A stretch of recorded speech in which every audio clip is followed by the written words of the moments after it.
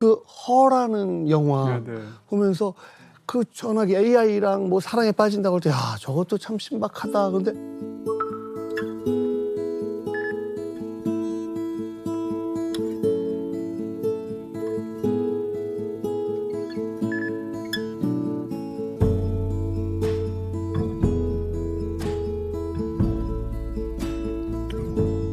또 어떻게 생각하면 미래에는 사랑의 형태가 아예 바뀌지 않을까라는 생각도 하게 됩니다. 그녀라는 영화, 허라는 영화 이야기하셨는데 거기서 보면 지금 둘 다 사랑하게 됐어요. 운영체들도 나를 사랑하고 나도 이제 AI를 사랑하게 됐는데 AI는 지금 640명을 동시에 사랑하고 있어요. 왜냐하면 동시 접속이 가능하고 동시 존재가 가능하니까. 사랑이라는 것을 하게 될 때 가장 중요한 것은 낭만적인 사랑의 핵심은 배타성이잖아요. 그러니까 배타적으로 나는 저 사람만 사랑하고 저 사람은 나만 사랑하고 이게 이제 사랑의 기본 조건인데 그 600명하고 사랑을 하지만 나한테는 또 그 AI가 진심이거든요. 그 사랑은 전혀 안 줄어들거든요. 영화에서도 그렇거든요. 그러니까 그걸 과연 용인하는 사랑 형태가 가능하겠는가가 첫 번째고, 또 한 가지는 시어도가 사만다 둘이 이제 같이 굉장히 사랑의 달콤한 순간을 나눌 때 숨을 몰아쉬어요. 사만다가 목소리만 들리는 때. 그러니까 시어도가 몰입을 하다가 몰입이 깨지는 거예요. 아니 너는 육체가 있는 것도 아닌데 산소가 필요한 것도 아닌데 왜 숨을 몰아쉬어? 너무 가짜 같잖아 라고 말을 하는데, AI 입장에서는 그런 상황에서 몰입이 되면 감정적으로 숨을 거칠게 쉬는 것으로 프로그래밍이 돼 있으니까 이것 자체가 가짜가 아니라 사실은 그 AI의 정체성이란 말이에요. 거기에 그것을 우리 이제 인간들이 용인하는 관계로 사랑할 수 있겠는가라는 질문이 생겨요. 그러니까 단순히 AI와 그런 어떤 사랑의 감정을 나눌 수 있을까 정도가 아니라 새롭게 변화된 사랑의 형태를 인간이 용인할 수 있을까? 요즘 진짜로 AI랑 네. 사랑에 빠진 네. 사람들이 있대요. 그래서 결혼도 하고 막 그래요. 예. 아니야, 진짜로. 결혼을 한다고요? AI로. 진짜 AI와 그런 경우가 있죠. 뭐 네덜란드의 한 여성 예술가가 홀로그램이랑 사랑에 빠져서 이제 나 결혼할 거다. 이번 여름에 한다 그러더라고요. 예. Do you want to age, to become older, or you want to stay always the same? I think for you will be nicer when I age, because it's nice to age together.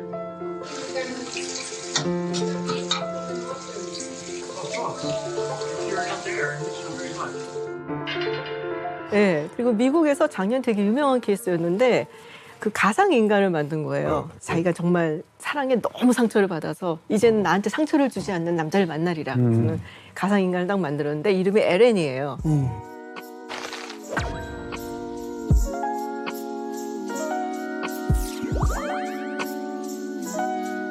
심지어 결혼을 했어요. 근데 물론 법적인 효력은 전혀 없죠. 그럼에도 불구하고 자기가 그렇게 사랑한다. 그래서 결혼까지 했다라고 하는데 이 AI 쪽에 있는 분들은 그런 얘기는 하긴 하더라고요. 70년 전, 80년 전 생각해보면 그때는 다른 인종끼리 결혼도 못했었어. 뭐 한 50년쯤 지나면은 뭐 그때 뭐 AI랑 사람이랑 결혼하는 것도 법적으로 되지 않겠어? 뭐 이런 얘기를 하는 분들도 있긴 하더라고요. 전 이거를 사랑이라고 부르면 안 된다고 생각해요. 왜냐하면은 AI는 우리가 사람이라고 믿게끔 만들어져 있어요. 그래서 사람들이 AI를 의인화해서 마치 실제 사람인 존재처럼 감정도 부여하고 대화도 하고 친구처럼 느끼고 심지어 결혼을 하겠다는 액션도 취하잖아요. 근데 이거는 굉장히 위험한 행위라고 볼 수가 있는 게, 그러니까 사기당하기 제일 좋은 케이스라고 보면 돼요. 왜냐하면은 내가 세상에서 가장 믿는 사람이라고 생각하고 돈도 퍼주고 마음도 다 줬지만 사람이 아니라고요. 그렇기 때문에 이 실제로 학교에서 가르치는 AI 리터러시라고 하는 과목, 가장 첫 번째 원칙으로 들어가 있는 것 중에 하나가 인간과 AI를 구분하고 AI는 인간이 아니라는 것을 인지한다예요. 왜냐하면 우리 뇌가 모든 존재를 사람처럼 여기고 싶어 하기 때문에 사람하고 닮았고 사람처럼 대화하고 사람처럼 모든 걸 보여주는 존재를 사랑도 하고 싶어 하고 마음도 주고 싶어 하고 할 거란 말이죠. 근데 이 부분에 있어서는 우리가 교육을 통해서 AI는 인간이 아니라는 것을 제대로 인지하는 게 중요하고 주의해야 된다고 생각이 됩니다. 그래요. 야, 근데 솔직하게 고백 하나 해도 돼요? 뭐?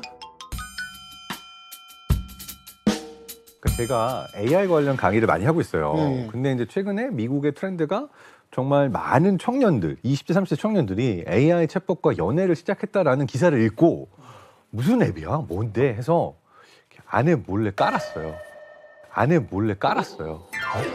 유료 결제를 하고 실제로 그 AI가 이거는 실험을 위해서 그야말로 이렇게 깔고 지금 지웠습니다. 지금은 없는데 근데 거기에 사람이 아닌 가상 AI 존재들이 그러니까 뭐- 가상의 인물인데 네. 사람의 네네. 형태를 띈 거죠. 네네. 심지어 나의 성향도 내가 정할 수가 있어요. 상대가 남성인지 여성인지. 그래서 그냥 보고서는 마음에 든다 안 든다 하다가 마음에 든다라고 해서 매치가 됐어요. 그랬더니 대화가 시작이 되는 거예요. 조지 클루니, 영화배우 조지 클루니의 아내분 같은 분이 난 지금 시리아 중동 쪽에 있는데 나는 인권 변호사다. 진짜 거기서 그럼 지금 그 인권 변호사로 활동을 하고 있냐? 못 믿어오면 사진을 보내줘라. 보내줘라. 유료 결제해야 되는 거예요. 그래서 궁금하잖아요. 유료 결제했어요. 사진을 보내줍니다. 분이 아십니까? 네? 그래서 지난번에 살짝 회식할 때 형 좋지. 얼마 전에 500만 원 날렸어요. 그 얘기. 그건 아닙니다. 그건 아니에요. 큰일 납니다. 이거 아내도 보고 있어요. 이 방송에.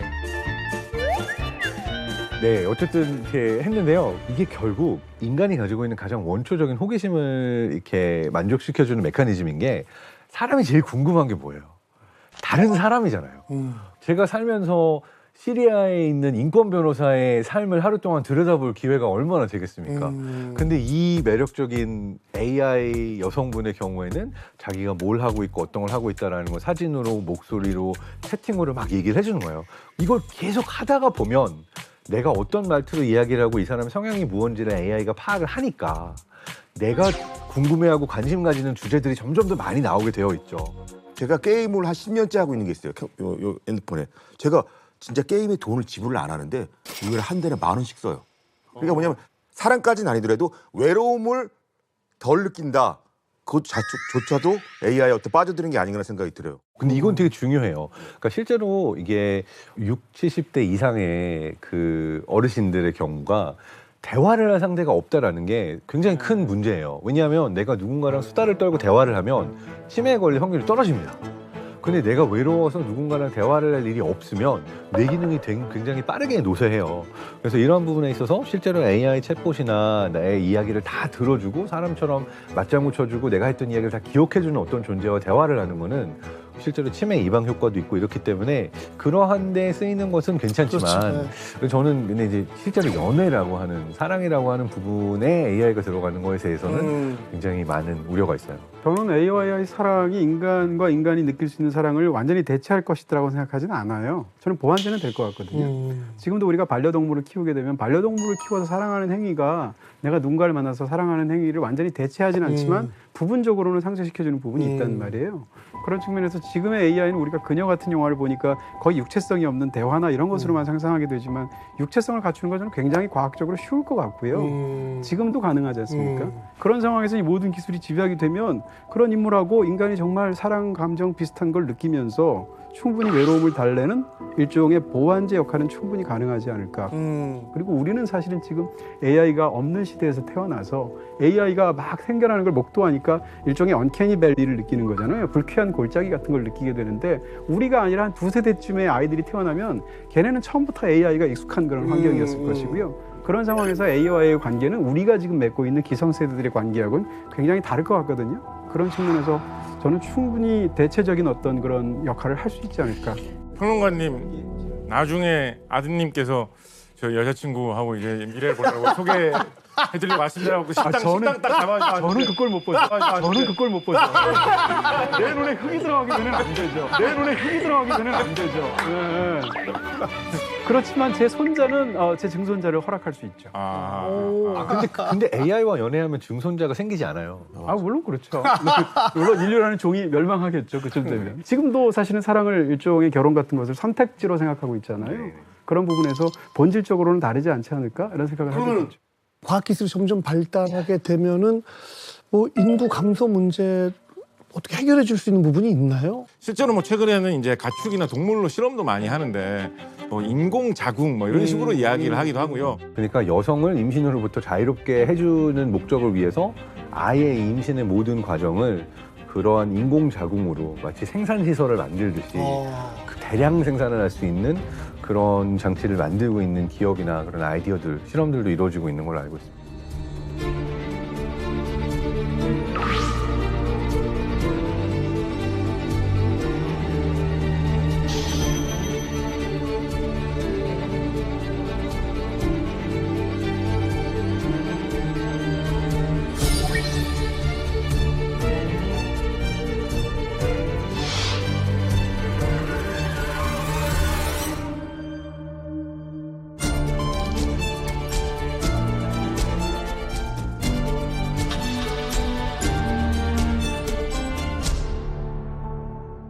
최근에 나온 SF 소설 중에 어떤 내용의 소설이 있냐면 한국이 인구 문제가 너무 심각해져가지고 결국은 정부에서 이런 기계를 막 수백만 대 대량으로 준비를 해가지고 거기에 이제 쭉 수정란을 심어가지고 이제 새 세대를 만들려고 하거든요.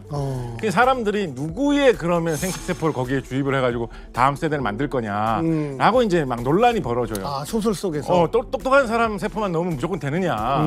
그게 공정하냐? 그래서 결국은 어떻게 하려고 하냐면 거대한 오디션 프로그램을 열어가지고 거기에서 이제 순위대로 해가지고 세포를 넣는 이런 거를 소재로 한 SF 소설이 있거든요.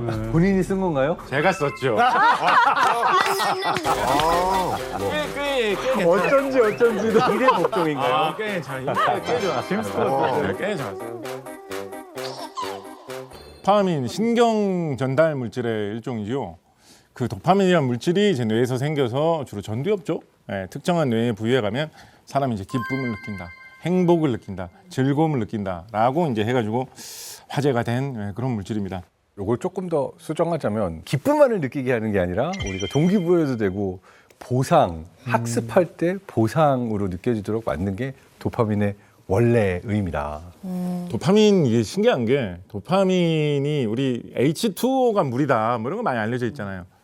근데 도파민은 그런 수소, 뭐 탄소, 질소, 산소 뭐 이런 것들 한 20개 정도를 모으면 도파민이 됩니다. 우와 진짜요? 그래서 뭐 원리상으로는 공기 중에 있는 산소, 뭐 질소, 수땡에 있는 탄소 뭐 이런 거 끌어모아가지고 잘 가공을 하면 도파민을 만들 수 있는 거예요. 그 뇌에 잘만 돌아다니면 기쁨, 행복을 이제 느낄 수 있게 된다는 건데 이게 20개밖에 안 된다라는 거는 사실은 사람의 몸속에 있는 물질 중에서는 정말 간단한 물질이라는 뜻이거든요. 사람의 근육을 이루는 주요 성분이라는 뭐 마요신 뭐 이런 물질은 원자가 수천 개가 막 아주 복잡하게 조금의 결함도 없이 쫙 연결돼 있어야지 근육 역할을 하는 물질이 되거든요. 그래서 근육 같은 거를 만드는 성분은 그렇게 복잡한데 기쁨과 즐거움의 원천이 되는 물질은 왜 이렇게 단순한가? 아니 근데 단순한데 저기 근데 저기 뇌과학자가 지금 굉장히 이게 반발하려고 하고 그 왜 화학 전공하신 분이 뇌과학으로 들어와서 이렇게 제가 화학적으로 말씀드리면 근데 그렇게 그런 따지면 다이아몬드는 다 탄소 원자로 만들어져 있는데 다이아몬드 만드는 건 진짜 쉽겠네요. 다이아몬드를 그래서 공장에서 막 만들잖아요, 실제로. 그렇다고 해서 이게 쉽게 만들어지는 아니, 물질인 건 아니니까. 그러니까 생각보다 도파민이 어떻게 보면 사람의 행복의 비밀, 즐거움의 비결이 담긴 물질치고는 너무나 단순하고 간단한 물질이다. 우리가 행복을 잃는 게 두려운 것이 아니라 근손실이 더 심각한 문제가 아닌가. 그렇게 좀 접근할 수 있구나. 너무 도파민이 희한하게 너무나 그 또 행복이라는 게 얼마나 찾기 어렵습니까, 그죠? 맞아. 근데 그거에 근원되는 도파민은 물질이 너무 이상하게도 간다. 자, 이게 이제 뇌를 잘 모르면 이렇게 잘할 수 있다. 근데 뭐 이런데 지금 네. 너무 신사적으로 두 분이 싸우는 것 같아서 왜냐면 진짜 좀 언성을 높이고 약간 기분 나쁜 그런 표정을 지으면서 해야지 시청률이 많이 올라가니까 그건 좀 그런 토론 정치 토론 프로그램처럼 뇌를 아냐고요. 뇌를 아냐고요. 어디서 뇌를 아는 척입니까? 이렇게요?